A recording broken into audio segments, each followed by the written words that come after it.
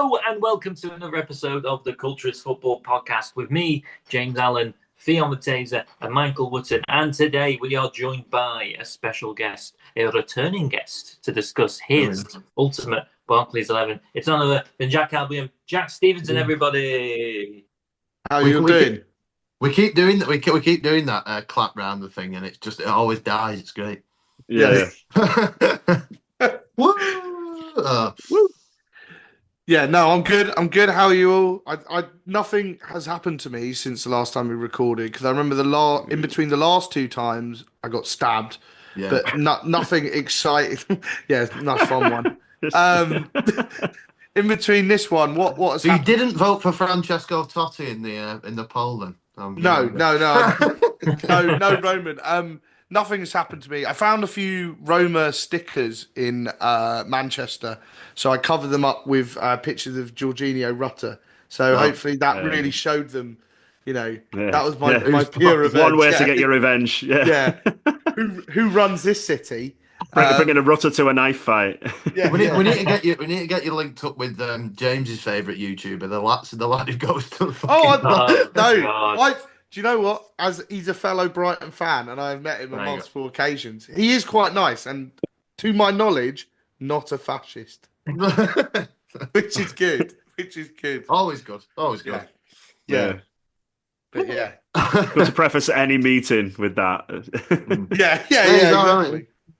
Yeah, guys, I love how guys. The atmosphere here is insane. The Lazio fans are raising a tifo, and that is horrifically offensive. That is, I do apologise. Do you know, it's interesting because maybe he's met the famous Lazio fan recently. You know, the Dick Eagle handler.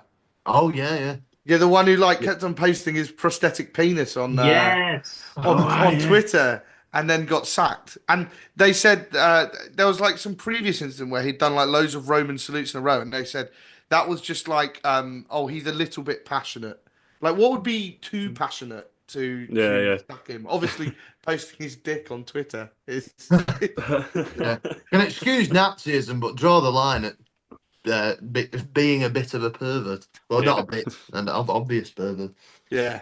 So, he's done a textbook pervert, really. Yeah, exactly. So, yeah. From handling eagles to handling 11 men. That was wrong. Sorry, that was terrible. From handling eagles to hating eagles. Brighton, what's going on? There we go. Yeah, super beautifully done. We have tasked you, Jack, with coming up with your ultimate Barclays 11. How did you find the process? Yeah, pretty difficult to. I think wingers are quite difficult. I thought wingers were quite hard. I went with a 4-4-2. Oh, good. Yeah, you've got to go. It's a very popular choice on the channel. I've not specified that to anyone, but I did think, maybe I could try play, but 4-4-2. I want it just sound, and I was finding midfield quite hard. The rest of it sort of picked itself for me personally, and there was a couple I had to throw away. Not for controversial reasons, as previously discussed. Oh yeah, but there was somewhere I didn't want too many from the same team. I think I could genuinely just because of my age, just pick the whole Portsmouth and Reading teams of that era because they were. Portsmouth was quite close to me, so there was the odd Portsmouth fan I knew who was quite. And they had that amazing TY Toys. It was a gold great away kit. Love that kit. That was my mate still got it. Reading are a proper dark horse, so they don't get the credit they deserve. And Reading, and they had that. I think I could probably just pick the whole 11s of who played in that 7-4, the Premier League's highest scoring game. That's Mike's favourite game. It's my favourite game of all time. Bring out an alternative commentary on that, Sue. Yeah. And there were there's so many random players in that. So I tried to not just solely pick players from those two teams. But I tried to keep it, and I tried to have a connection to all of them. Oh, I tried to work that all out. A personal connection, or some of them are personal connections, some of them are tenuous at best. Right. Okay. Tenuous at best is the soul of wit. Yeah, and the goalkeeper was hard because there were two that I wanted to pick between. and one is a Palace player. And I felt like it's pretty obvious. And I didn't go for the Palace player in the end. No. So I thought it was going to be a nice moment of unity. No unity. We're playing him in a few weeks, so I've got to really stoke it up by doing this. So I was going to go for Gabor Kiraly because everybody loves Gabor Kiraly, but I thought about it, and then there was a Brighton goalkeeper who allegedly shagged the manager's wife when he was at Brighton, which is fun. Which was Thomas Kuszczak, which I think he's was he just really? on the Kuszczak. Oh, definitely. Yeah, Who was the manager?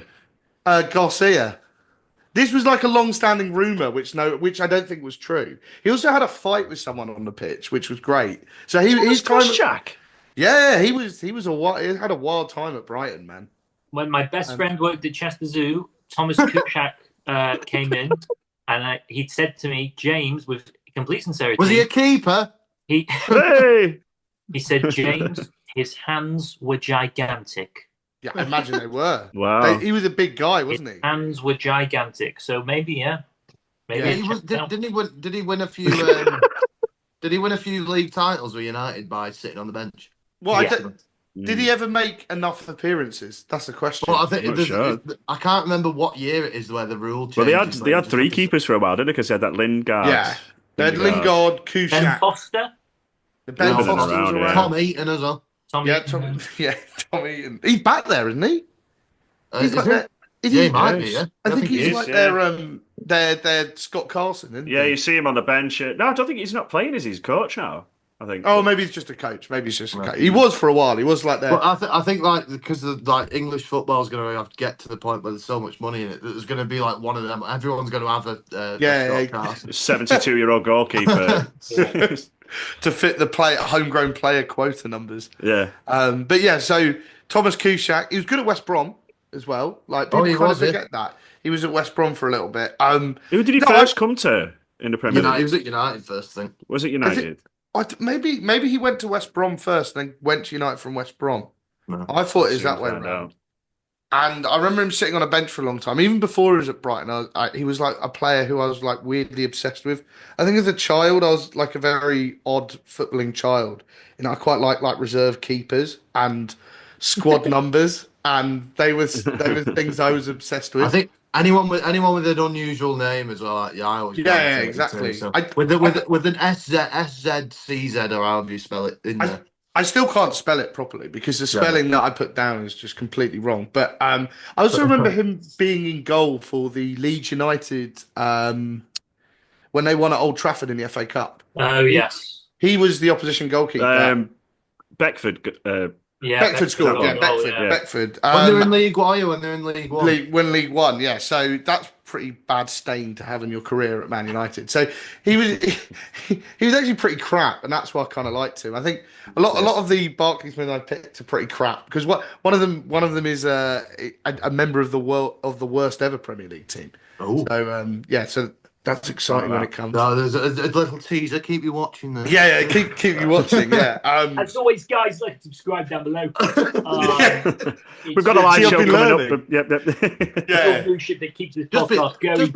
Just before we get into that, next advert for pube shaving. It's quite funny because I do another podcast and I completely slagged off TalkSport in an episode. Like I was talking about how crap TalkSport are, and then when I listened back to it, it started with "Welcome to the TalkSport fan podcast scene." So I don't know if they still got that. Don't know if they still got that sponsorship. So that wasn't my greatest moment, but yeah, no. Thomas Kuszczak happily in goal. Kuszczak between the posts. Yeah, I don't think anybody else is going to pick Kuszczak. That's good. I'm pleased with that one. So first time it's come in. Yeah. Do you want to go left back next, right back? Oh, right back. You can't be going left back first. People who do that are psychopaths. I'm not saying I do. I was just extending. No, even though beloved guest was yesterday, but was last week. If you're watching this, but Adam McCullough went left back, but I didn't challenge him on it. But no, he didn't. He put Matt Taylor at right back. He did. Apologies, Adam. I'm sorry. Slagged you off for no reason. No one's out of position as well. Not having any of that nonsense. Yeah, McCullough went inverted with Matt Taylor. Yeah, not having that. I don't think that's an acceptable answer. So right back, Now here's a tenuous connection. Ooh. I once stood next to him at Burscough Football Club when he was banned from the touchline as manager of Skelmersdale United, which was Pascal Chimbonda. Yes. So yeah, I went He should be everyone's answer, really. Yeah, he should. Pascal Chimbonda. He was just of that time. I remember loving Pascal Chimbonda. Like he was one of my. One of my mates was a big Spurs fan, so he also quite liked Chimbonda, even though he was never really that good for Spurs. Yeah, well, we kind of unearthed the fact that he only ever had one decent season, and that was the 05-06 season with Wigan. Yeah, and he got into the PFA Team of the Year, and then I know, which is crazy. Now you think and into the World Cup. Chimbonda could have been a World Cup winner. Who was he? He was in the World. He was in the. He didn't play, but he was. He didn't play, right? I was going to say, what World Cup was he in? But so that could have. So he could have got. Oh no, because they didn't win, did they? What stupid. Yeah. So that's why they didn't win. I was like, Pascal Chimbonda must have a runners-up medal though. So. Yeah, no, he must have a World Cup. Unless he did the very English thing of straight off fucking in the bin. Yeah. Well, because there's always those. He was wearing it at Burscough Town FC. Yeah, he was. Because he tried to get round the ban when he was Skelmersdale manager.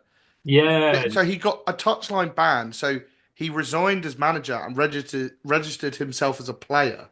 So they were like, this doesn't work still. It doesn't work. And also just, how does the conversation come about that with Pascal Chimbonda? It's like, you're right, mate. Do you want to manage Skelmersdale United? A club who has a land of roundabouts written on their flag, on their scarf. Like, where does that come from? I had the weirdest thing that ever happened to me on Football Manager was, for some reason, Skelmersdale United manager at the time, Steve Torpey. Don't know who he is. Oh yeah, he ended up at City in the back room. Ended up at City in the back room, and Pep got sacked after a poor start, and he ended up manager. Mental. Nearly took him down. Nearly took City down. Steve Torpey. Wow. It's nearly as bad as Neil Lennon winning the treble at Atletico Madrid. Yeah. Simeone out for Lennon in. You always get the screenshot like Sean Dyche is Real Madrid manager. That's something we all wish to see, isn't it? So, but yeah, so there, Pascal Chimbonda. I don't think there's too much to say about him really, other than he's just like prime player. So the next, I'll go right centre back first. Very, very tactical. I don't want right and left mixed up here. So this is the one from the worst ever Premier League side. Because I've had a pint with him. Makes it even more exciting. Which is Dean Leacock, who used to play for. Used to wear a bandana, didn't he? Yeah, he used to wear a bandana. He played for Derby in the Oz. Yeah, Derby. Played for Derby. Fulham as well, I think. Yeah. He also played for Whitehawk FC, which is a local non-league club. They used to get loads of players. They got the we had like good they had a Spanish or a Brazilian player that left Liverpool and came there, didn't they? Yeah, we had Argentinian. He was. Yeah, we had loads of random players over the year. You know that mental goalkeeper who was the Maidstone goalkeeper last year. He started his career at Whitehawk. The guy in the FA Cup run with in the FA Cup run. Yeah, he Covenant, that was his name. Whitehawk, infamously the team who Wellston Raider instigates. Yeah, it was filmed at that ground. So there's lots of famous stuff that happens at Whitehawk. We also we've had some weird players over the year. Like we had with Jake Robinson, who was a great player, and like loads of like fall away Premier League players and like Football League players. But Dean Leacock was probably the biggest most well-known player at the time, and he was pretty rubbish at times for Whitehawk as well, which kind of made it all quite funny, really. There's like I think the only. Did you say that when you were having a pint with him? Did you? Yeah, no, I didn't say that to him. I was having a pint.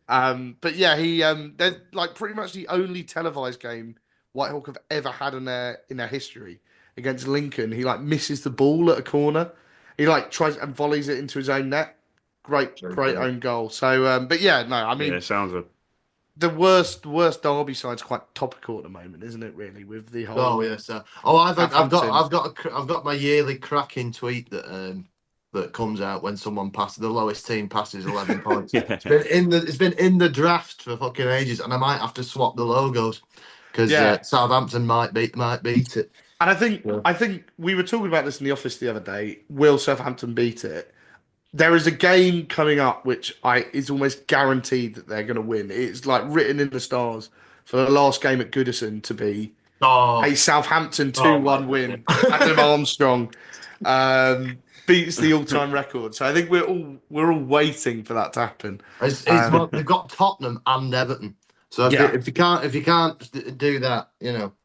And as well, like that Derby team, that was so bad. Like when you look back at that, because I had a quick look back at that. Like the best player is Roy Carroll. That's how bad it is. It looks like the kind of thing that Nottingham Forest did last summer. Do you know when they just bought a load of players? Yeah. But it worked with Nottingham Forest. But like, because like Robbie Savage came in late, I think, didn't he? And Kenny Miller, Tyrone Mears. Yeah, Stephen Bywater in goal. They had Kenny Miller. Gregor Raziak maybe was there. Oh yeah. Did they have Thomas Sickfer? Yeah, they did. He was playing then. Yeah, God, all these amazing players who I think most of them went on to have quite good careers. They just never quite did it at Derby. I wonder if they had anyone decent on loan or something that season. Yeah, but it was like having a look through it. It was just like strange player from strange player, and the managers as well, like Jewel Davis. Oh, Jewel and his sex tape. Yeah, that horrible screenshot, which lives seared in my mind. That, yeah, Alan Stubbs was there as a player. Yeah, in 08. Exactly. I knew 53 then, wasn't he? Yeah, Emmanuel Villa. Remember him, the striker? Oh yeah. I knew they had an Argentinian player for some reason. And it weirdly it almost doesn't quite fit the category of Barclaysmen. It kind of does in the way that they will always be remembered for being so shit. Like, they were so bad. Rob Earnshaw was there. Kenny Miller. Yep.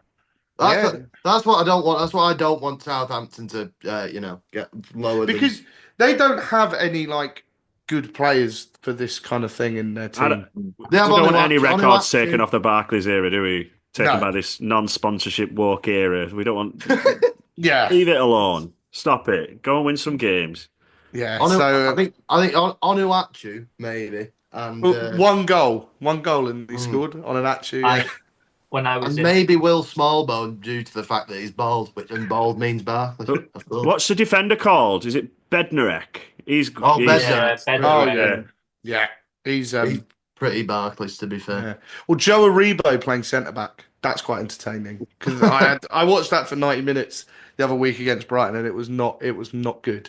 When I was in year 6, the year that Derby got relegated, I made a humorous skit, and Derby had a third shirt that season that was yellow, but it was always mass appeal with your material. But they classed it as a European shirt, and I took a photo and wrote underneath Derby's European shirt. Yeah, right. A few humorous smirks from the playground. And I don't think. Sorry, your centre backs, Jack. Next centre back. So this good player actually, in my opinion, the tenuous link. Now the next exciting bit. Like a butcher keeping his sausages together. He once came into the job centre and asked my mum some queries. Who works in there? Job centre when he was employed, and I can't remember. He's going onto the screen, finding Barnsley culture. Yeah, exactly. I'm not sure what he wanted, but my mum came home and told me that he was smoking. Oh, he's smoking now. Aaron Hughes. There you go, Aaron Hughes. MBE. Yeah, MBE is he? Wow. Really? Yeah. He's the fifth. I think he's number 5 on the non-English players with over 400 goals. He's mental. He just never got injured. He's like you pointed out. There's over 500, isn't it, or almost? I think it might be. Yeah, over 500 if you want to, 2020 was a weird year, but it gets even worse that Aaron Hughes was given a MBE in the 2020 honours list. For what? Services to football. Obviously. Because he just carried on going, didn't he? Like he was at Fulham, wasn't he, for a long time? He was I think he might be one of them, like one played for the most clubs, because Fulham, Villa, Newcastle. Yeah, played with a few. QPR for Kerala Blasters. I think he played Kerala Blasters. I've got the jacket in there. Should have worn it. Oh yeah. I think get used to sign it. I think he must have played in what I would say was the slowest back four I've ever seen play a Premier League game from memory for Harry Redknapp's QPR. This might have been Championship, to be fair, and it was Aaron Hughes at right back and Clint Hill at left back. So the two centre backs were just like, and I was just mobile. How would this work? Like this I miss mobile centre halves. Yeah, exactly, and like he was sort of like the archetypal, and he was obviously like a Northern Ireland, like. I think he's got something ridiculous, like 138 caps for Northern Ireland, which is and played at a major tournament for them, which I don't think many Premier League players.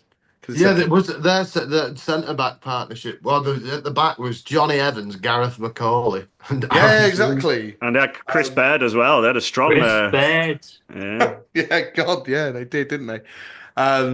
Europa League final scorer, Chris Baird, isn't it? Yeah, he did. Yeah, he scored the goal that equalised. For Fulham in the final, I think. Yeah. And then they lost. Was it Diego Forlan tore him in your arse? I think from memory, I think. Diego Forlan certainly taught him a lesson, didn't they? So Aaron Hughes, weirdly forgotten player. Was still playing quite recently at like 42. I think he's playing for like someone in the Scottish League. I think he's at Hibernian or something. Or Hearts or something. Probably Hearts. Yeah, it must be Hearts. Probably Hearts, yeah. It was Hearts. It was Hearts. Yeah. So then that's centre back. And then left back. Sorry to bore you with another tenuous link. No, they're getting more exciting. Living for it. A guy who I went to school with, who was Icelandic, used to get free tickets off for Portsmouth games off Herman Hreiðarsson. Oh, yes. Wow. Because he was like the only Icelandic, or his mum knew him or something. So, shout out to Hans.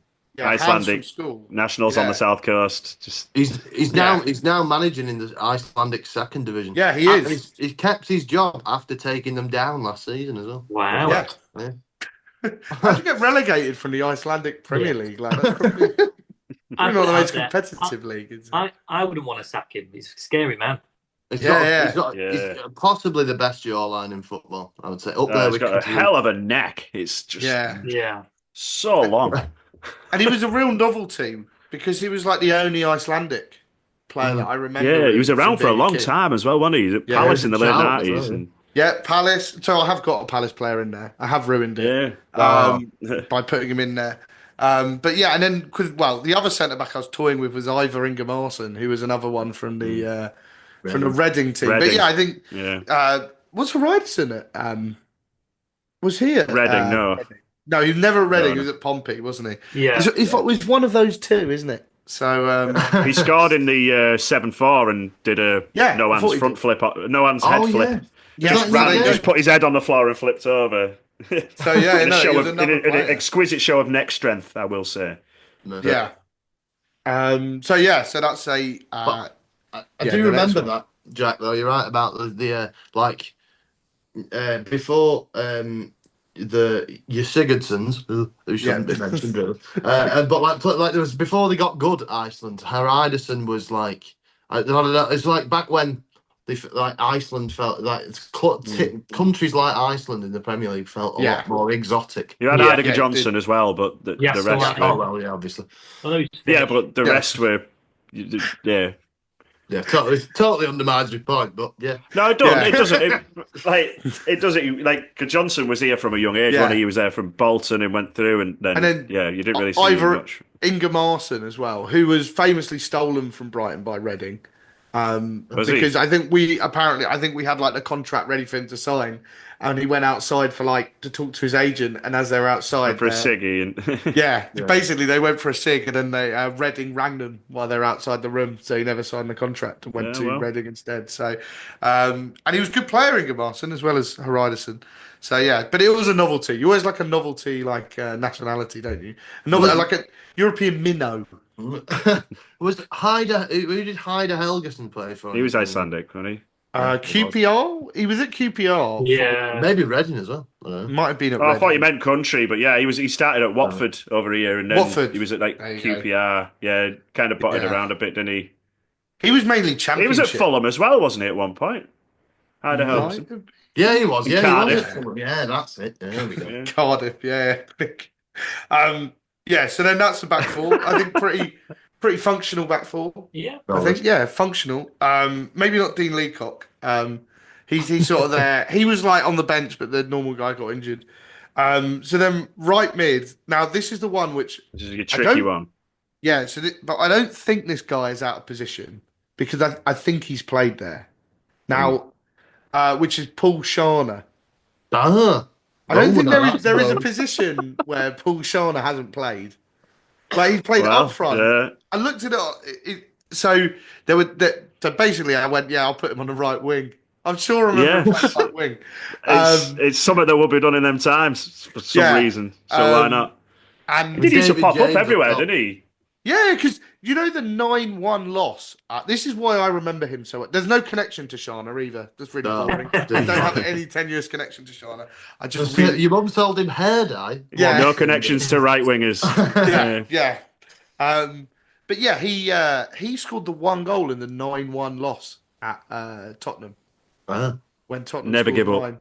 Never give up. And I remember he had that weird haircut where it's like half and half, like half one colour. Half the other. Very strange, player. Yeah. That kind of existed, didn't he? He had on his last game for Wigan. He had, thank you, was it in the back of his head? Yeah, it was. Yeah. And then because he won the FA Cup with them, didn't he? Yeah. So just to sort of add to it all. So you've always got to chuck in a Wigan team, blue and white brothers in arms. They kept most of that squad together. They kept most of it, other than Chimbonda. They kept almost all of. Exactly.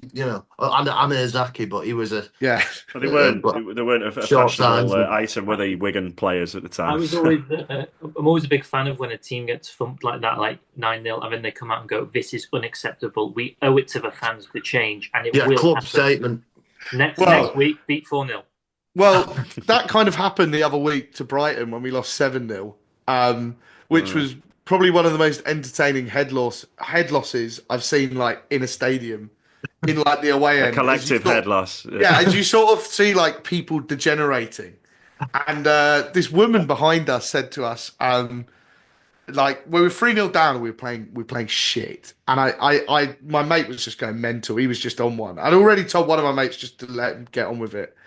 And this woman said, "Oh, you shouldn't complain, get behind the team." And that's the sort of thing where you're just come on. And then she said, "Well, you can complain when it's 6-0." But then when it did go 6-0, he did just turn around and go, "Can I complain now?" And that was when I think everybody was just... There was a guy lying down on the seats below me. And because it was a 12:30 kickoff, nobody really left because we had booked trains. Yeah. And Nottingham's actually pretty good for a pint. So you're not. There is something quite endearing about a battering on a away day, isn't there? There's sort of, and I remember when we York away at Burnley got beat 7-1, and everyone was having a laugh. It was fine. Yeah, and we've sort of been so good for gallows humour, isn't it? Yeah. And we've sort of been so good for so long that we haven't had a day like that in quite a long time, and it's quite entertaining in a way. So I think if they're not every week, then exactly. The blue moon. Yeah, once in a blue moon, and we've won every game since. So so we kind of taught them how to not do it. But Paul Scharner, my right winger, which was not really right winger in a you could see him lining up in a 4-4-2 on the right wing. But actually, probably if it's Wigan, it'd probably be a 3-5-2, wouldn't it? Because they're all 3-5-2s, aren't they? Under Wigan, weren't they? Under Martinez. Was it the first time? Later on. Later on, under Martinez, and so maybe he'd play more in a 3-5-2. But we're not doing that. 4-4-2 is the only way. Who's accompanying Shana? So central midfield. Now this is a tenuous link. Yes, tenuous link. So I've gone for, and I don't know whether this guy's a little bit too early. I think he's good. Be right. I'm not sure if he's Barclays era, which is Muzzy, is it? Oh, yeah. Plays for Birmingham in the era, mate, and he was on the Birmingham City PlayStation 2 game as well, I think. Yes. So. Yeah. So my tenuous link to Muzzy, is he was a 2-star shiny, like a shootout card. Shootout. When it was called Shootout, I think. Was it Match Attacks then? It was Shootout for a couple of seasons, and then it turned into. And I'm not sure why they had 2-star shinies. So you could get, you don't also get a 3-star shiny. I had a 2-star Davy Unsworth for Sheffield United. Yeah, but I'm not sure why you want a 3-star shiny one, but you were a 2-star shiny one. Like what made you like not quite good enough, but you're shiny? He was one of them breeder players that was a bit shit, but did score an occasional fucking world. Because the only other one I remember, the only other 2-star shiny was Lamana Lualua, and I presume that was just because he did backflips. Yeah. That was like, we'll give you a shiny card. But anyway, the Muzzy is it 2-star shiny. I remember there was a point going into school where everybody used to take the piss because I had 8 of them. I don't know how I'd accumulated so many. Just like Fionn started with Darren Purse. His excess of purses. Yeah, a wallet full of purses. A wallet full of purses. And I remember going into school, and I was like, the whole time it was just still, does anyone want? I'll swap anyone for a Muzzy, is it? All I wanted to do was just give away Muzzy, is it? But then I remember him being good. He was probably on the Bergen City PS2 game. I remember those weird club-specific games. They were balmy, weren't they? I don't know, why did they even exist? I don't even know why. Only one licensed team in a game. Yeah. It was very strange. Because the only I remember the only option you'd have would be play for licensed teams would be so I remember I had the Arsenal one for some reason. Yeah. I had the Chelsea one. I don't know why I had the Chelsea one. I think it was just somebody decided for me. I remember you basically just line up the only lights for full licenses was the starting 11 and the reserves. So I just always but there was a glitch on it. So I remember playing it with my cousin where basically if you took 2 touches to the right and just hit it full power, it'd go in every time. So basically it'd just be an entire thing until someone made a mistake of Jeremy Alliadier scoring from 45 yards direct from kickoff. If I remember correctly, you could do scenarios on it. So there'd be you're 2-0 up with 5 to play, see the game out or score 4 goals. Yeah. Or it'd be you're 5-4 down, or you're. You used to have them on FIFA as well when FIFA was good. I remember it being specific, and I can't believe the other Birmingham City one, to be honest. No disrespect to Birmingham. But in the Cox Sporty Flyby era, David Dunn, Robbie Savage, Mike Taylor. Villa. For some reason, some unknown reason, on our Twitter header, we've got 8 Birmingham City players on it. So. Oh really? Yeah. Yeah, I don't know why. Yeah, that is. They had quite a good team at that time, though. Muzzy, is it? Mikael Forsell. Mikael Forsell. He was a weird nationality. Finnish, wasn't he? I think he was older than 28 as well. Hey. Yeah. Can't believe he was good Forsell. Yeah. That was so Muzzy's in central midfield. I was toying with him on the wing. Did he ever play on the wing? I think he might have played on the wing. Yeah. Did he play for Turkey as well? Yeah, he did. He played in Euro 2002. He's in squad. Because he was when he was at Leicester, he was actually a right good player. He got released by Chelsea, I think it was. Leicester's Walker's era when they were in League Cup final every season. Guppy. So would he have finished third? Was it when they finished third, Turkey, or they finished second? That was on the World Cup. Yeah. They came third. No, he was on the bench in the semi-final. Yeah. Did he get to? Was he in the World Cup squad? I'll confirm it was Euro 2000 or 2002. I'll just because Hakan Suker scores the fastest goal, doesn't he, in that playoff? Another person exiled. Yeah. Oh yeah. That's it. I read a very long read about that. Exilesman. I I think I read an Athletic long read on that through the wonderful 12-foot ladder, right? Getting me past all the paywalls. This podcast is he was at Euro 2000. Sorry, Muzzy, it Euro 2000 and 2002, and he was on the bench for the semi-final. He came on. It says here in the semi-final against Brazil. Fuck me. So Ronaldinho. How dire does it have to be in a World Cup semi-final? What is it on? Yeah. So Ronaldinho and Muzzy Izzet have shared a pitch, which probably isn't going to be something which can be said about the next player, which is now another not really a tenuous connection. I just saw him play through the binoculars in the last season, which was Rory Delap. I mean, obviously he's the greatest Barclaysman of all time. He played an FA Cup game against Brighton, where from memory, all 3 goals that we conceded were from Rory Delap long throws. Oh. Which I think is which must be a rarity. So I'd like to watch them highlights. To be fair, that was it was FA Cup third round. It must have been one of Delap's last seasons because 2011. Yeah, was that a league? Did you say it was Jack? Was it a league game? Or was it FA Cup game? Sorry. Yeah, because what year did Stoke go down? It was much later. The year we came up. We relegated Stoke, I think. We might have brought in the new woke era of Premier League. 19th of February 2011.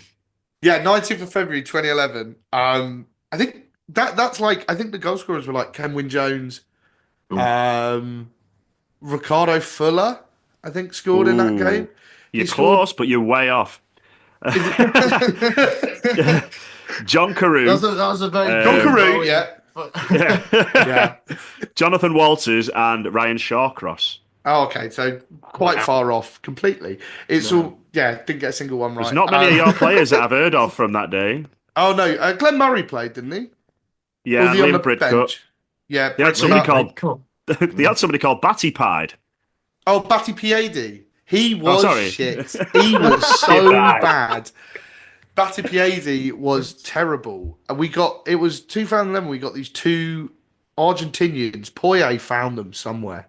I don't know where he found them. Was it Poye times? Poye was manager then. And they found 2 random. He's like John Buck Motors or whatever now. Yeah. I don't know what. Well, he was Greece national manager for a bit. Don't know he done a rant late this week, didn't he, about modern football? Yeah. But yeah, we got these 2 people from the Argentinian second division, which is a League One club who had never was playing at Athletic Stadium. To see 2 Argentinian random people. There's 2 players that could have been on the bench. There's number 21 Sandatsa. Oh, and number 11 Baz. What a man, Baz! Yeah, Baz.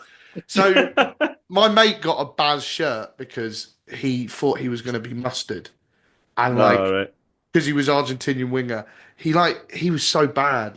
They could barely trap a ball, both of them. This Batty Piedi and Baz. And then they got released. And I don't think Batty Piedi is now an agent after a short spell at Dover Athletic. Oh, wow. I don't know what he thought he was doing when he ended up there. And Baz just sort of disappeared into the ether. And his Wikipedia page forevermore will have that he scored 4 goals for Brighton. Don't know who's edited that to say that, but he never did. He never scored a goal for us. So I don't know where those imaginary goals have come from. And when Pele's been on the Wikipedia. Well, when people try to correct it, it always gets corrected back. So I don't know if it's someone on a wind-up who's just consistent with it. But yeah, that Brighton I think that Brighton team had Kishishev in midfield as well. The team that day was Brezovan, Greer, Elphick, Calderon, Painter, Batty. It says Batty Pied on here, but they've missed the I off the end. That's why I came in. Batty Pied. Bennett, Dicker, Bridcut, Barnes, who Baz came on for, and Murray, who Sandatsa came on for. But on the bench, obviously Casper Ankergren, Maurizio Tarico, and Lewis Dunk. Yeah, Dunk. Yeah, that was his first season. Number 37. Yeah, that was. So and then Rory Delap played for Stoke that day. So that was a sort of connection. I have a feeling that's the year Stoke reached the final, 2011 against City. Yes, I think they did. Yeah, they get battered 4-0 or something. Can't remember. I thought it was only 1-0, wasn't it? Stoke side is a thing of beauty. I'm sorry. Yeah, it is beautiful, that Stoke side. That was the three subs that came on are Kenwyn Jones, Ricardo Fuller, and Dean Whitehead. Like, wow. There you go. Dean Whitehead, a man who I met in Huddersfield Town's car park when I was at university, and he didn't make the team. No, he didn't. I know. I just suddenly remembered the Dean Whitehead thing. It used to be on Facebook, and it is the worst picture of me that's ever been taken.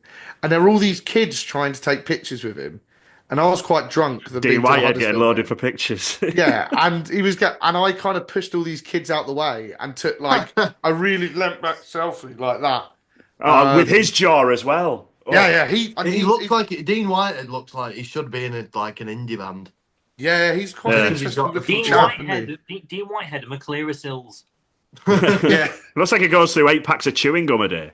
Yeah, full. So yeah, full I suppose Rory Delap in that team is kind of like a manifestation of every single player that was in that Stoke team that played that day. Yes, it's a beautiful team. The 11, it's a beautiful 11. And as pointed out on a previous episode, good enough to have his own FIFA animation. Yeah, exactly. Yeah, he did. Yeah. I remember it was quite hard on one of the FIFAs. I think this is FIFA 11 to actually get him to take a throw in because it would always automatically give it to your right back. You couldn't select a allotted taker. So you'd have to play Rory Delap at right back to use his long throw. I think that's actually how he became a right back because I remember as a midfielder in the early days, Derby and things like that. So.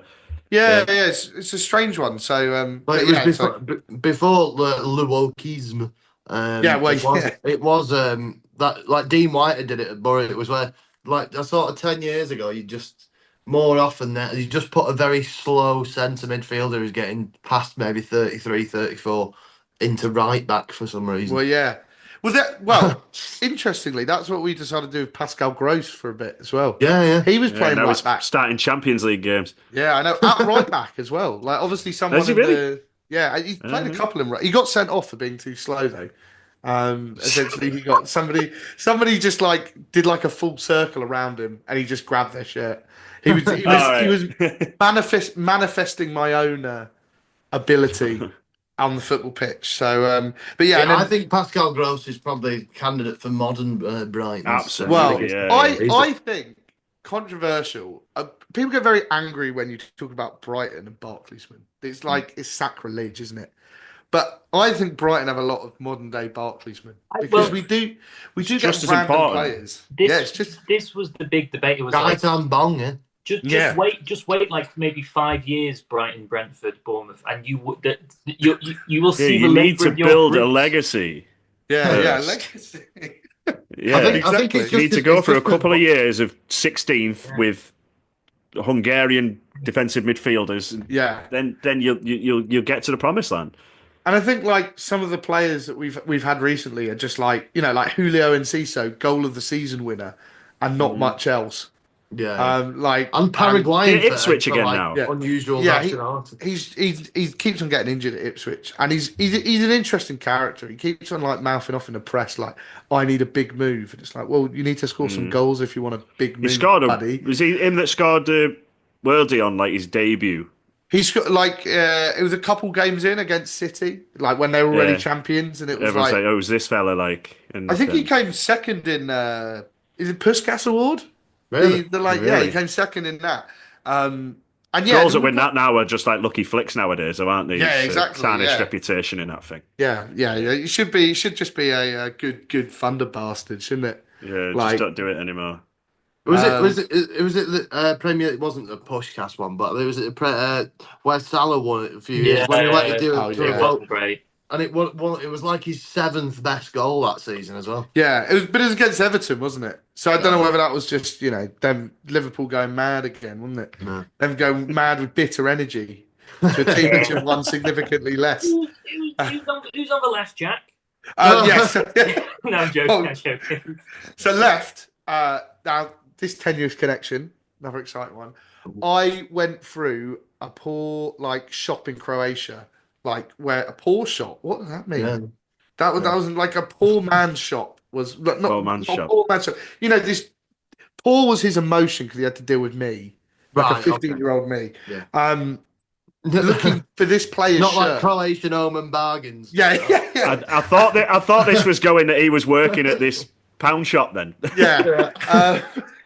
And I went through, and he was like, "Oh, I want a Croatia, like one of those fake Croatia shirts." I was on holiday with my mum, and he was like, "Oh, do you want a Modric one?" I was like, "No, I want one player and one player only." And he went through his whole shop to find a Nico Kranjčar Croatia shirt, and he was trying to offer me like Kovacic, and I was like, "No, I don't want any of these players. I want Nico Kranjčar and Nico Kranjčar only." That's exactly the same ethos as Harry Redknapp when he was making signings. Yeah, exactly. And I took that forward to add to my collection of weird foreign football shirts, because I also did the same thing looking for a Mika Richards Fiorentina shirt when I went travelling when I was 18. So that's another strange one I've got. But yeah, so Nico Kranjčar, he was just proper Barclaysman, wasn't he? He scored free kicks. Yeah. Did everything really. And in part of that Pompey side. That great Pompey side. Again, yeah. Anyone who's got a Pompey wing there. Yeah, you got a Pompey, a Ryderson, and they can link up well. It's like on that Ultimate Team. They've got the green strip, haven't they? So Kranjčar. And it's weird because we sort of have a little bit of a rivalry with Pompey, but we haven't played them in years. Yeah, I was going to ask you about that, because it's like, to me, I thought that sort of, well, Portsmouth, Southampton, Brighton, Bournemouth now has all been, but around the Port, with the exception of Portsmouth in the Premier League for a while. Yeah. But yeah, like I thought you'd all hate each other, just sort of because of all the teams that are around there, Palace is further away. Well, sort of. Yeah. No one really understands the Palace rivalry, and I'm fine with that. Like, what's the motorway? The M, what's it down? Well, it's not the M23, because the M23 actually only goes between Gatwick and Coulsdon. So it's actually the A27, A259, A23, M23, A23 Derby, which doesn't quite roll off the tongue, does it? Not quite as well. So that one's just like, I think it's just two teams that don't like each other. Like, no, there's no explanation more than that, because York, you don't like Luton, do you? Yeah, that was I don't mind Luton, so Luton fans are welcome. That was because in the semi-final of the playoffs, there was a pitch invasion which made the York players go into the crowd and dodge coins, basically. My mate, and then we had Jason Walker. Sorry, was he really? Yeah, he's got a scar from a coin that hit him at that game. Wow.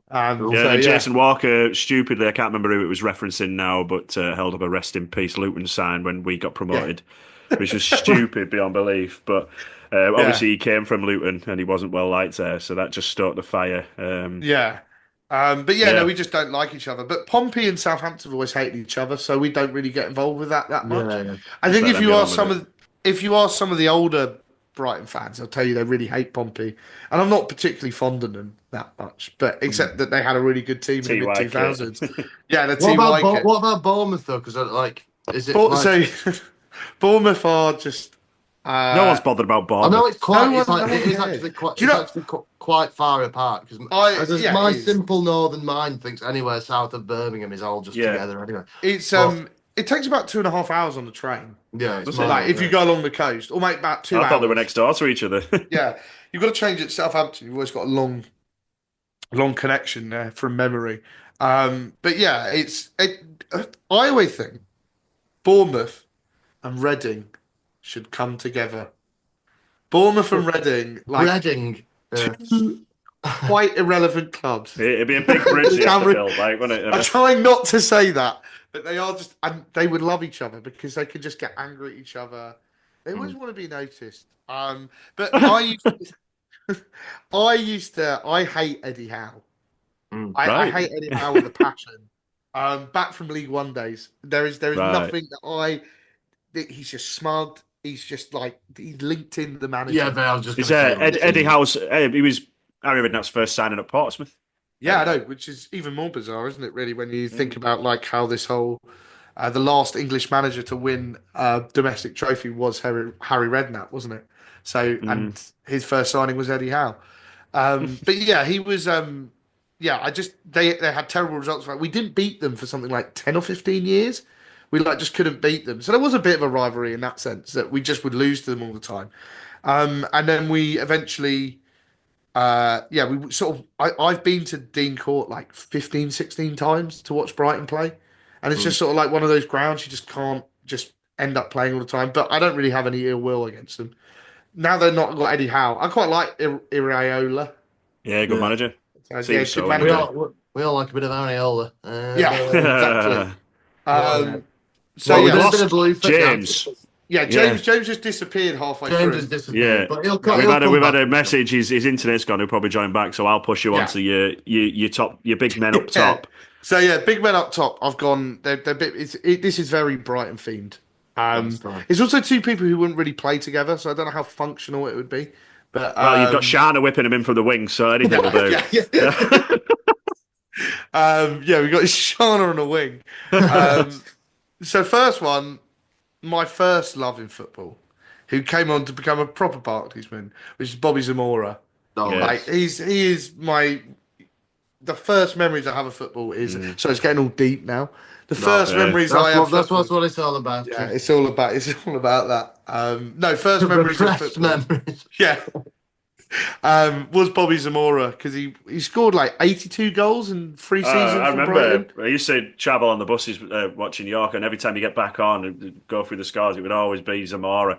I even remember once there would the fella doing the roundup even sang the song that when the ball hits the goal, it's not Shearer or Cole. It's Zamora. And then loads of people at the York bus started singing it. So I think that's obviously like sort of pre-social media. It was a simpler time, wasn't it? It was. Yeah. I've got like a shirt upstairs that I found when I was going through my house. And it was sort of, it's like a Zamora mock-up with his face on, and it's got every goal he scored. No one makes that sort of stuff anymore, do they? Yeah.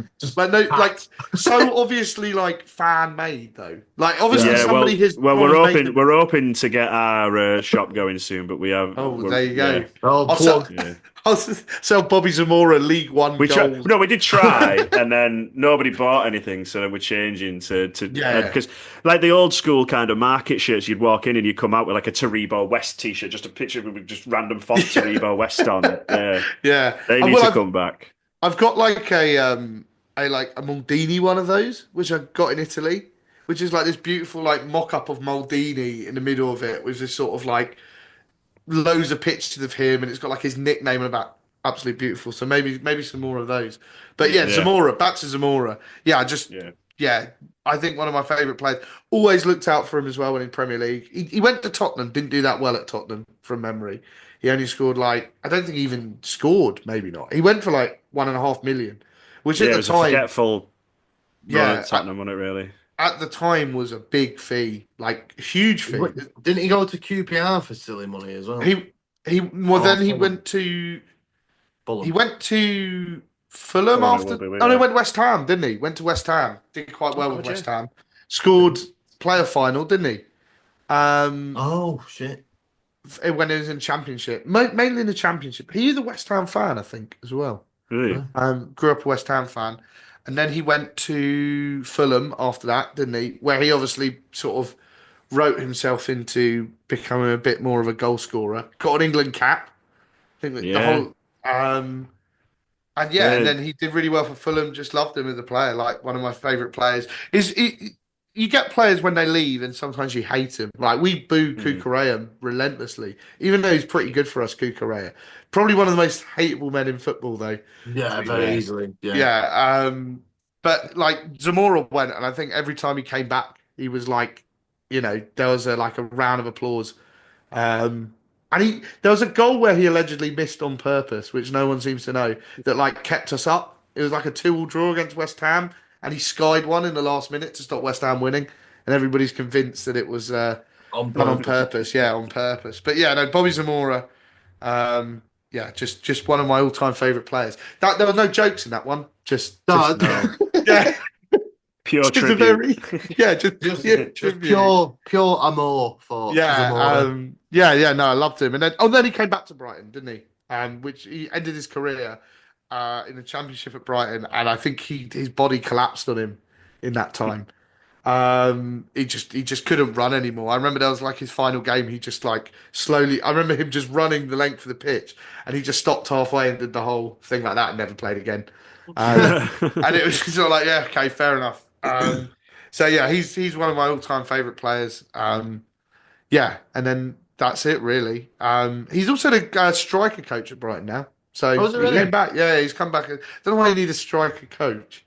I What's do he find in the net? Yeah, put it in the goal. And considering the only striker we have is my next nomination for a Barclaysman, which is Danny Welbeck. Yeah, I knew it was going to be. Which is I've got an unhealthy obsession with Danny Welbeck. That like, yeah. So I don't know what Zamora's teaching Welbeck that Welbeck didn't know already.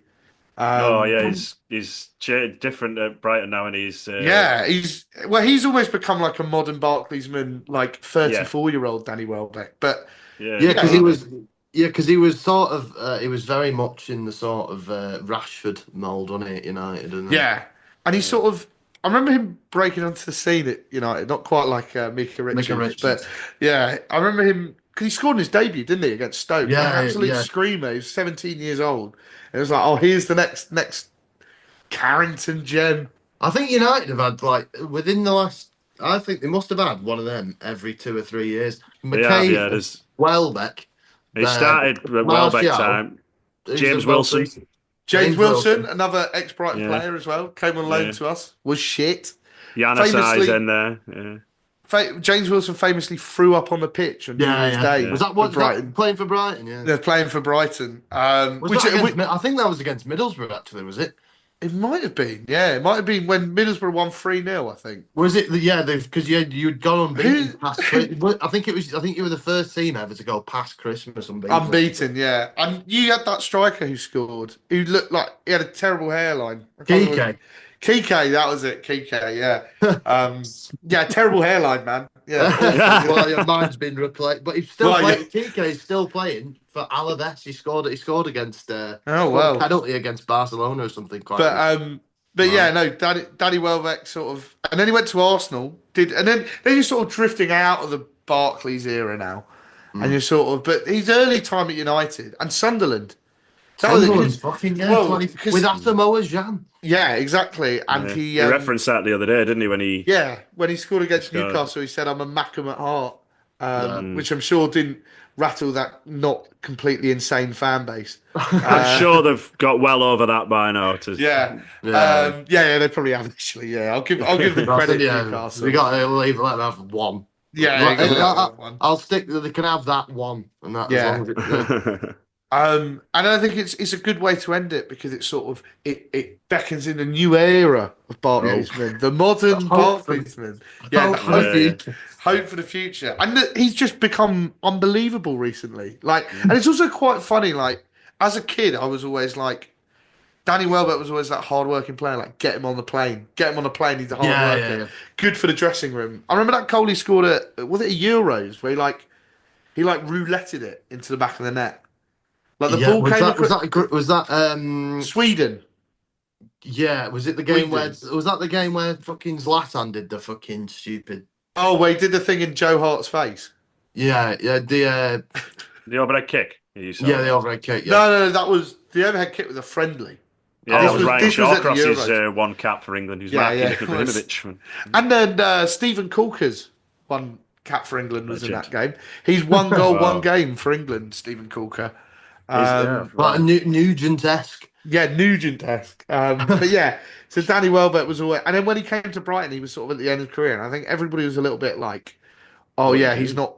Yeah, like, why are we signing him? Because I think someone got in... Oh, no, we just let go of Glenn Murray, who was a very strong contender, but he's not quite Barclaysman. He's far too late. He's just a bit too late, I think, anymore. Yeah. Well, yeah, and Palace, which will always take his career with Brighton forever. But... He sort of came in and everybody was like, why are we signing this guy? And he just kept on scoring. And he's now joint level with our most Premier League goals. Level with Pascal Gross on most Premier League goals. So he'll be our highest Premier League goal scorer if he scores one more. So, Danny Welbeck. And I also own a flat. How long is he staying, do you reckon? Well, he's got another year after this. So surely one. When Welbeck retires, Brighton become Barclays. Yeah, exactly. Yeah, he's if his body allows him. Also, him just being perennially injured is also just part of his lore, isn't it? Really. But I've got a flag of him as the Pope, like in that. And I remember when we played Newcastle this season, I held it up after he scored, and then he got stretchered off for he had like a trapped nerve or something. One of the weirdest injuries I've ever heard. Somebody had to be taken off the pitch on like gas and air on. Divine intervention. Yeah, he was back. He was back the next week, and I was holding up the flag, and his brother, I'm not joking, is like a doppelganger for him. He looks exactly like him, and I could just see him turned around, staring at me with my mum because she had come to the game, holding Danny Welbeck as the Pope with his arms open, and you could see on his face him just looking, going like, "What the hell is that?" I've also got a great picture of it because I went on pre-season to Japan this season. Oh yeah, of course, with Brighton. Yeah. See, Jack, that's superb Seagull social podcasting segue in there. Yeah, it is. That's straight in. That's great to Seagull dive into that. Yeah, Japan. I can, and I've got a great picture of me in like the Shibuya interchange in the middle of it, holding up a picture of Danny Welbeck as the Pope. Which I don't know whether any of the Japanese public saw that and was like, yeah, it's a first in Japan. Yeah, definitely. It's big in Japan. I sang that song so much while I was there. It actually got on people's nerves. Tried to keep away from the Vapors tune. Yeah. But yeah, so yeah, that's it. That's the 11. So amazing. That's a lovely 11. But on the subject of Japan, I've just remembered. What's your opinion, Jack, on obviously the morality of selling your soul to Saudi Arabia? Not good. Yeah. But 90 million quid for Matoma, I thought was the most insane thing to turn down ever. It was a lot of money, but football's not about money, is it? No, it's about obviously. Football's about memories. And not for Tony Bloom though, no. Yeah.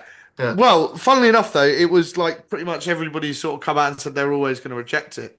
I think it's different, though. This is serious football talk here. I think it's different, though. If we had got 90 million from Arsenal, I don't think we would have rejected it because the player would probably have had an interest to go. And I think what everything was said was that the player had absolutely no interest in going, which is pretty good from the player. Like, I think he's always been quite clear that if he does move on, he wants to move on to like an actual for footballing reasons. Yeah, so I think as much as it was 90 million, I think if he'd have rejected it or not, the deal would have never gone through because the player just didn't want to go.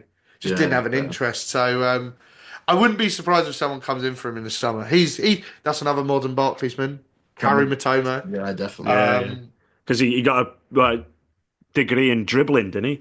Yeah, degree. That's enough. Well, a lot's made of that. I don't know if anybody's ever read it. Our local journalist. It was another bizarre thing that happened in Japan. Because we're quite a small club, really, in Premier League terms. We still have like the local newspaper who like cover all our games in Japan. And in Japan. And I got to the some tube fella who's station. been getting sent to fucking Tranmere. Yeah, exactly. And this guy, Brian Owen, who's like our local news reporter, I bought a ticket at the train station and I turned around and the person behind me was the local news reporter. I was like, "Oh, you're right, Jack." And I was like, "What the fuck are you doing here?" And it was sort of like you travel halfway across the globe just to walk into the archetypal local news reporter for a small lower league football club. So that was quite a real experience as like a Brighton fan in Japan. I didn't think I'd ever dream of that day where I'd be watching Brighton in Japan. That's beautiful. Because normally when everybody says, "Oh, you're going to Japan," you usually get accusations of being a paedophile. And very true. And I always have to tell people, no, the reason I went is far more sane than that.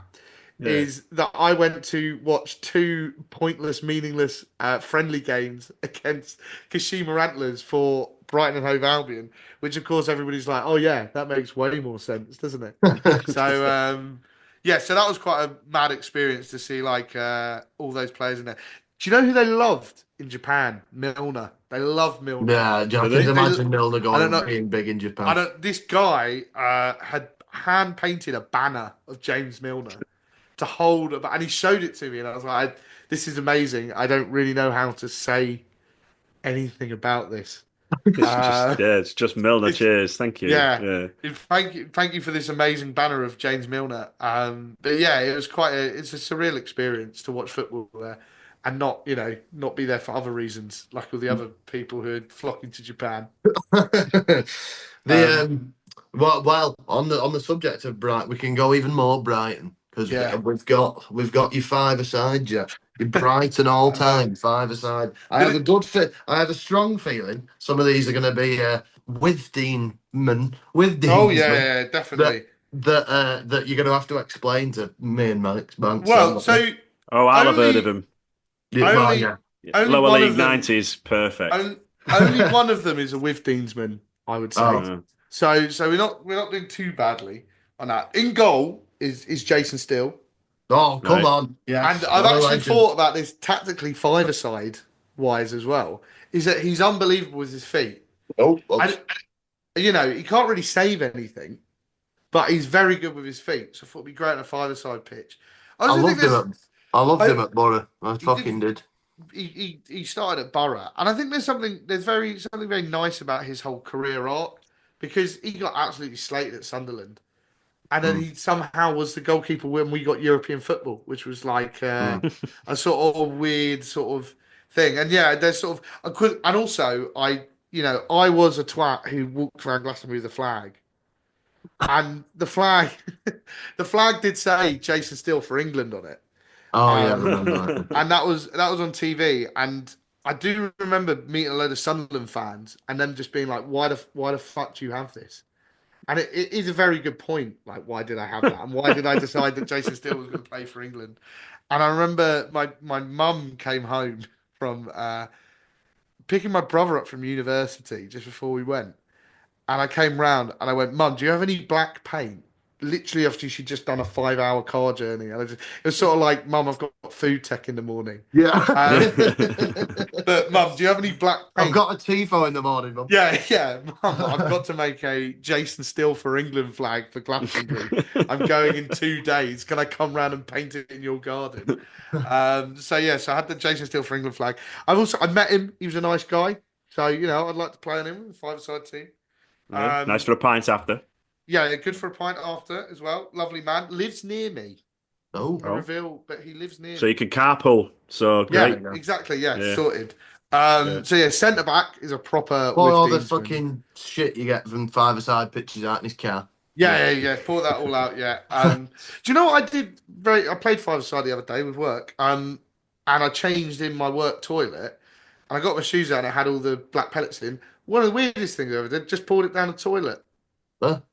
Don't know what it was. Just it felt weird doing it. Picking up your shoe, turning it upside down, and then you go like plop, plop, plop, plop, plop, and then flushing the chain.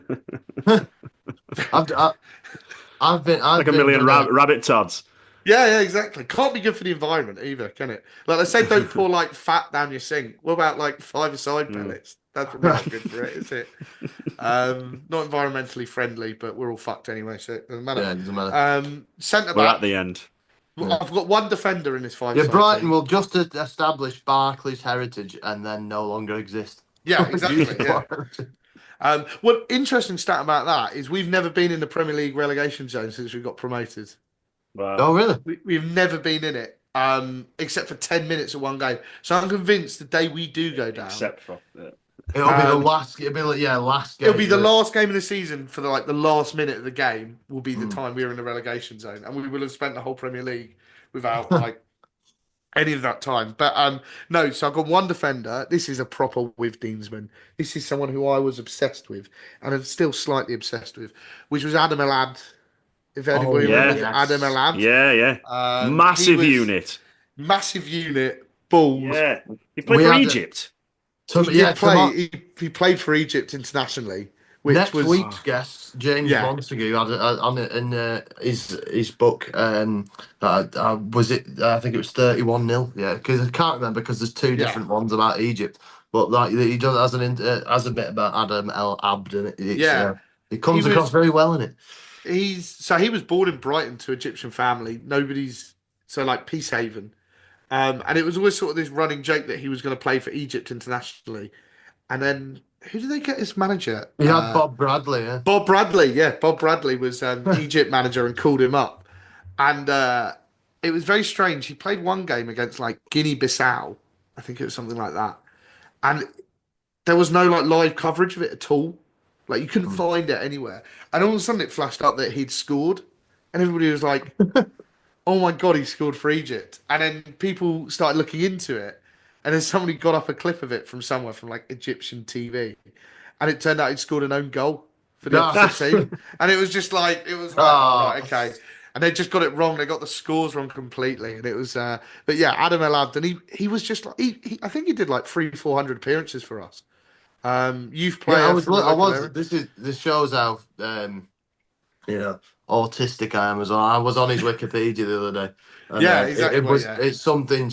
It's something ridiculous. And where and Mike Stato, he finished his, I'm sure he finished his career at some like Adam Hinchelwood signed him for Worthing.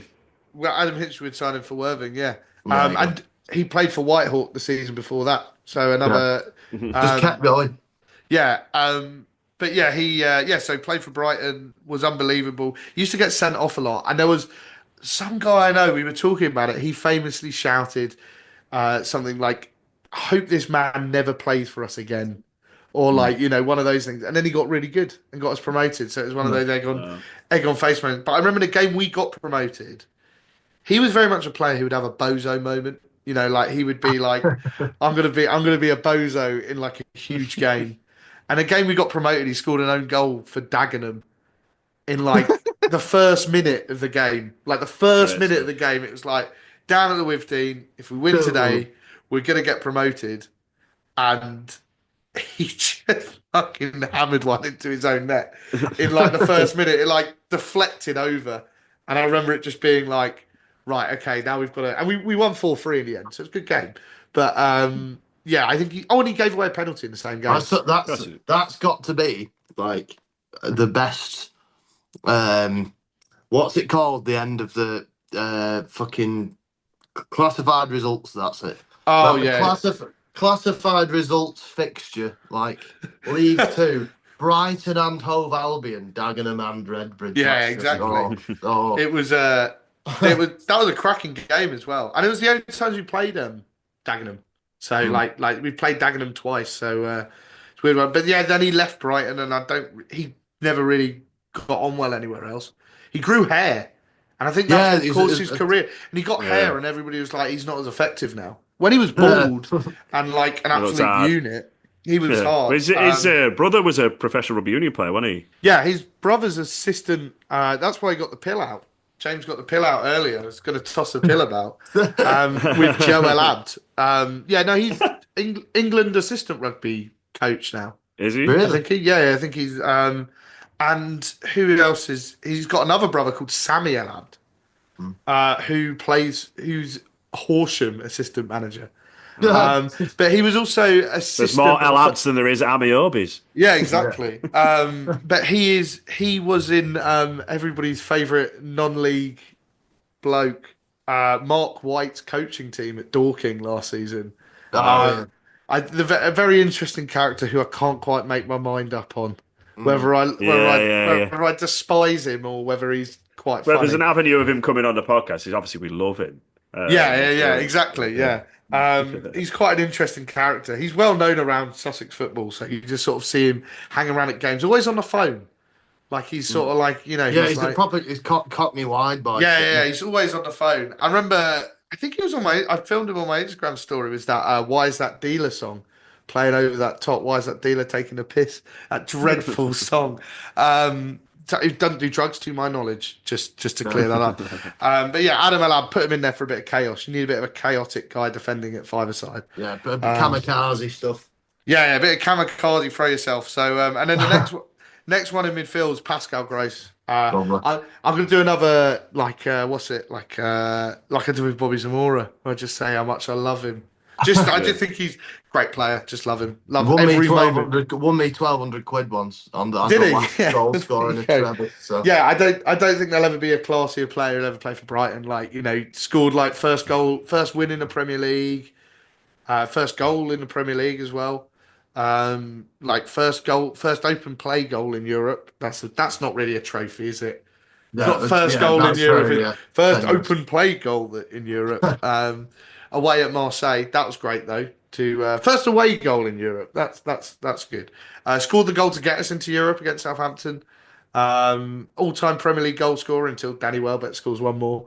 So yeah, mad for his position as well. That great player. Yeah. I think he's got something like 50 or 60 assists, like, which is crazy really when you look at like all-time assist makers. You don't actually make that many assists. And to make it into the German national team as well. I've got a German Pascal Gross shirt from the Euros. So fucking hard to come back. Yeah, it was quite high. No, I think you could do it on the Adidas website. You just had to do like a fair enough. Modern world, eh? Yeah, modern world. Just the last bit on Mr. Gross. After that bet was a shared bet with myself and Mr. Jamie Hutchinson. So then we had a running thing of like Stormzy, blinded by your grace. So we changed it to blinded by your gross. So there you go. That never caught on as a Brighton song. No. It was not. Didn't quite fit into the lyrics. And then the other midfielder is the best player. And I think the little bit of a Gazpromman while we're on that subject. Oh, yes.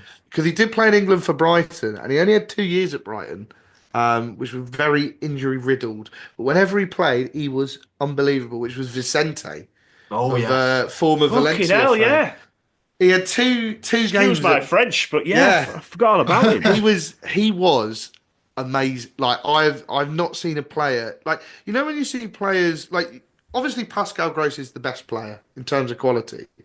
But when you saw Vicente playing in the Championship, it was like quality in the wrong place, if that made sense. Yeah. Like just doesn't feel right. Someone who's very good for him, yeah. Like Gaston Ramirez for us, like he shouldn't be playing at this level. You just shouldn't be playing in the Championship. And there's like an amazing picture of him against Derby, I think it was, like the Maradona picture of like 8 Derby players. I think it's 8 Derby players like surrounding him in a circle as he's trying to play.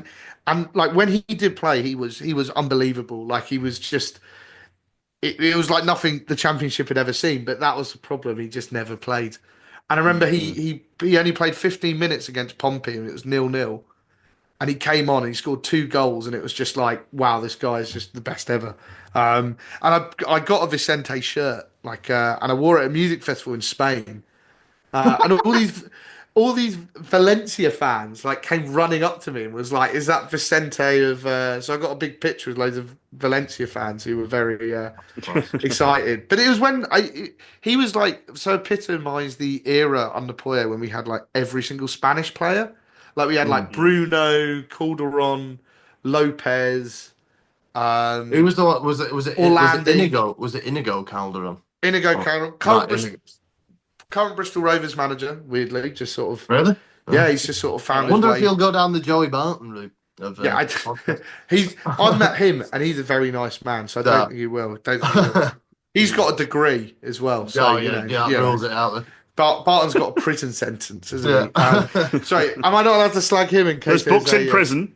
Yeah, there's scope for him to come on the podcast. Next week's guest, Joey Barton. But yeah, no, so he's Bristol Rovers manager now. But yeah, then we had like all these amazing Spanish players, and Orlandi was good, and Orlandi, that's who I was thinking about. He was a great player, very attractive man as well. Yeah, very attractive man. And I've got his number. Sorry, these are the worst name drops I've ever. Right, okay. Yeah. Do you ever just bell him? No, I never have. I texted him once. I texted him once. And he said eventually end up on a night out in Brighton together, Jack. Yeah, exactly. You do that 4 a.m. What, ring Andrea Orlandi? Yeah. That was because on the other Brighton podcast we interviewed him once, and at the end he just gave us all his number. I don't know why. That's something I feel like you shouldn't do to like random people you've met once. But especially if you're a professional, want to stay in touch. Nice guy. Yeah, love him. Unbelievably good-looking man as well. Like he was I'm just saying he's a good-looking man. Everyone has a type, and yours is all Andy. He did something weird as well. He scored 2 goals in the first half, but Blackpool 2-0 up. He played for Blackpool for some reason. And then Blackpool lost 7-2, and they scored like 7 goals in like 15 minutes or something. Oh, no, maybe more than that. Like 25 minutes. Watford scored 7 goals. I remember that. And he scored the 2 for Blackpool, so a very strange game. But yeah, and then up front, someone who I've mentioned already, not Danny Welbeck, not Boo Zamora, but it's Glenn Murray, just good finisher, isn't it? Just absolute, like, played for us at Withdean, went to Palace, that whole thing is quite bizarre and quite ingrained in Brighton lore. It was sort of like the last memory I have of us being like doing something incredibly incompetent. Like we everything we do at the moment is so competent. Like we're so like, it's almost like we need to do something stupid. We don't have like, you look at some of the clubs we were around. Like, I mean, York is a great example. Like my mate who's a York fan, there's that thread on Twitter, which is like the very long York banter era thread, with like the guy who said he was going to come tooled up and beat up fans and stuff. Dutch guy. Yeah, Adriano Moke. Yeah, that was it. Moke, that was it. And I sort of think like the last time when we let go of Glenn Murray for free because Poyet didn't think he was good enough. So then he went to Palace. He didn't know anything about the Palace rivalry either. He just signed for the first club and he was like, "Oh shit, this is actually something." About that, yeah. And he still lives in Brighton. He still lived in Brighton throughout the whole thing. So I don't think he realised. And back in the days of like forums, we have this quite active forum in Brighton called North Stand Chat, and people were like photoshopping like him getting beheaded and stuff like that. And I think it got a police investigation, and it was like people were like, "Wow, this is pretty extreme." And that was quite funny. But this whole thing was just like complete and utter chaos. But he's our highest post-war goal scorer. Really? So, 109 goals for Brighton. Yeah, he scored. Because it was all the way up the league. Yeah, scored all the way through League One. Never in the champ. Oh no, and then he came back to get us promoted to the Premier League. But we let him go for free, and then he fired Palace to the Premier League with like 35 goals in a season. And very topically, with Mateta having let him die sang at him recently. Oh yeah. When he was when Liam Roberts won the ball. He went down injured. I think he did his ACL in a playoff semi. The famous one where they won. The first leg of that, he did his ACL at Selhurst Park in front of Brighton, and that was the first time I remember as a child singing "Let Him Die." So like a 14-year-old me, 15-year-old me singing. And now you're ringing him up for a game of five-a-side. So. Yeah, exactly. Yeah, and I've seen it. I had a good chat with him actually on the seafront one. So these name drops are terrible. These are so good, Jack. These are the worst. How would you do it?